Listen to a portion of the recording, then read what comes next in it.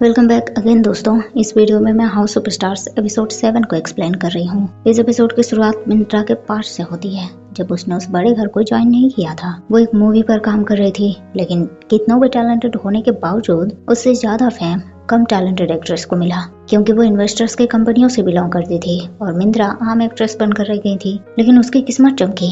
Manager खुद उसे बड़े घर को ज्वाइन करने के लिए ऑफर देने आई, और उस बड़े घर को ज्वाइन करना तो किसी ड्रीम से कम नहीं। इस तरह से मिंत्रा की एंट्री हुई उस बड़े घर में। वही दूसरी तरफ पाविन भी गोंग के क्लोज आने के बाद खुद को उससे दूर नहीं कर पा रहा था। उसने गोंग को मैसेज किया, देखना था उसे कि रिप्लाई आता है या नहीं, पर रिप्लाई आया। पाविन स्माइल करने लगा, क्योंकि उसे तो देखना था आखिर गोंग क्या स्टेप लेते हैं, उसे मीन चाहिए या फिर पाविन। मीन ने भी पाविन और गोंग के साथ में फोटोज देख लिए। दोनों बहुत मजे से हैंग आउट करते दिखे साथ में। वो गुस्से से पागल हो गई। मैनेजर उसे स्क्रिप्ट देने आई, थोड़ा टचअप करने के लिए बोला, लेकिन मीन को वो दिन याद आ गया जब गोंग ने उसे प्रपोज किया था। एक बार मीडिया आ गई थी मीन का इंटरव्यू लेने के लिए। उन्हें पता चला कि मीन प्रेग्नेंट है। मीन उनके डर से कार में छुप गई, लेकिन गोंग ने उसे ढूंढ लिया। उसे पूछा, क्या ये बात सच है, तुम उसे लाइक करते हो? मीन बताने लगे, नहीं ऐसा नहीं है, इनफैक्ट मुझे तो इससे कोई मतलब भी नहीं है, और पता नहीं सब गड़बड़ कैसे हो गई। गोंग ने तुरंत मीन को अपनी गर्लफ्रेंड बनने के लिए कहा। मीन तुरंत मान गई। ये सब याद करके मीन तो गुस्से से पागल होने लगी।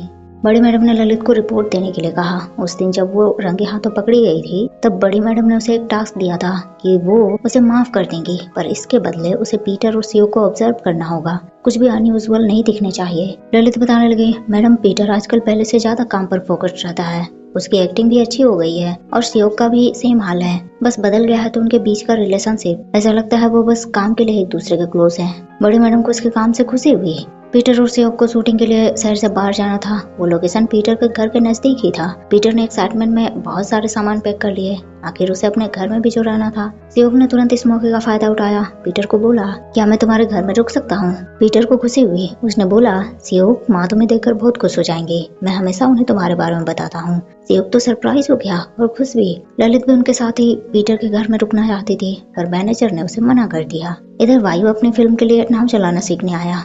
वाहिया भी पीछे पीछे पहुंच गया। वायु को हैरानी हुई, और बड़ी मैडम ने भी तो वाहिया को उसका पीछा करने से मना किया था।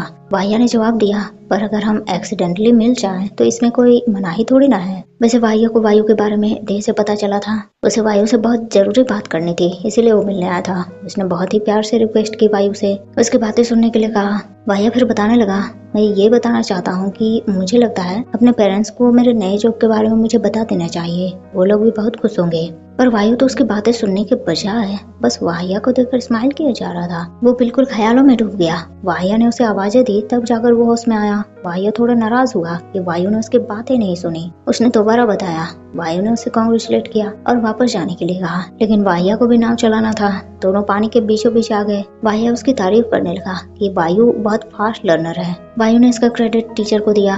वाहिया बोलने लगा, आप अपने काम के प्रति बहुत सीरियस होते हैं ना? अभी देख लीजिए पैडल को आप कितना सीरियस तरीके से चला रहे हो। वायु ने उसे बताया कि वो किसी को डिसअपॉइंट नहीं करना चाहता, इसीलिए हर काम बहुत ही अच्छे से कंप्लीट करने की कोशिश करता है। वाहिया थोड़ा दुखी हुआ, बोलने लगा, इसका मतलब आपने मुझे इसीलिए इतने अच्छे से सिखाया क्योंकि बड़ी मैडम ने आपको बोला था? वायु उसकी उदासी समझ गया, बोलने लगा, अगर पहले कहूँ तो हाँ, लेकिन अब मैं ये खुद करना चाहता हूँ क्योंकि मुझे कोई वजह मिल गया है जिसके साथ मैं लाइफ टाइम बिताना चाहता हूँ। अगर वो मुझे स्किलफुल समझता है तो मैं उसके लिए वो भी करूँगा।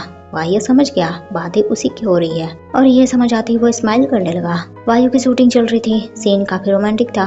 वायु फीमेल लीड को अपने प्यार जता रहा था, पर वहाँ पहुँच गया वाहिया। उसे नहीं मालूम था कि यहाँ शूटिंग चल रही है। वो तो ऐसे सिचुएशन देखकर उदास हो गया। डायरेक्टर की आवाज आई। वायु ने उसे बताया, ये सेट है वाहिया, शूटिंग चल रही है। तब जाकर वायु के दिमाग में बात आई और उसे फ्रेम से साइड हटा दिया गया।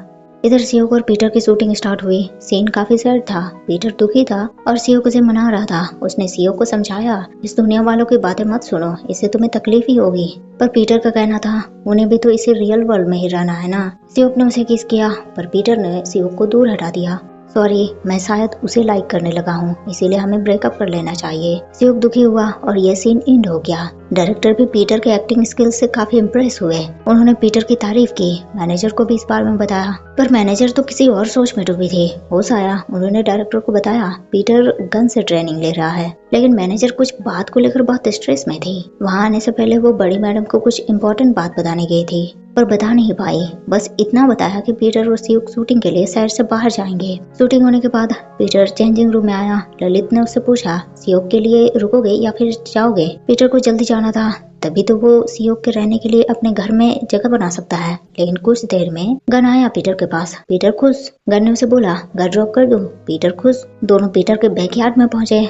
गन को वहाँ का एनवायरनमेंट काफी पसंद आया। पीटर उसे अपना बचपन बताने लगा कि वो यहाँ उछलते कूदते बड़ा हुआ है, हमेशा आम तोड़ने भाग जाया करता था और जब तक माँ से डांट नहीं पड़ती थी रुकता नहीं था। और उसे तो बैंकॉक से ज्यादा अपना गांव पसंद है। गन पूछने लगा, तो फिर तुम बैंकॉक क्यों गए पीटर? पीटर का जवाब, मेरा सपना एक्टर बनने का है तो उसे अचीव करने जाना पड़ा और मैं नहीं जानता कि इसका एंड क्या होगा, पर मैं इस अपॉर्चुनिटी को यूज करना चाहता हूँ। वैसे मैं आपको मेरे बारे में काफी कुछ बता चुका हूँ, अब आप भी बताइए। गन बोलने लगा, क्या बताऊं? मेरे पास बताने के लिए कुछ भी नहीं है ब्रो। पीटर हैरान। ये फर्स्ट टाइम था जब गन ने पीटर के साथ इतना कैजुअली बात की थी।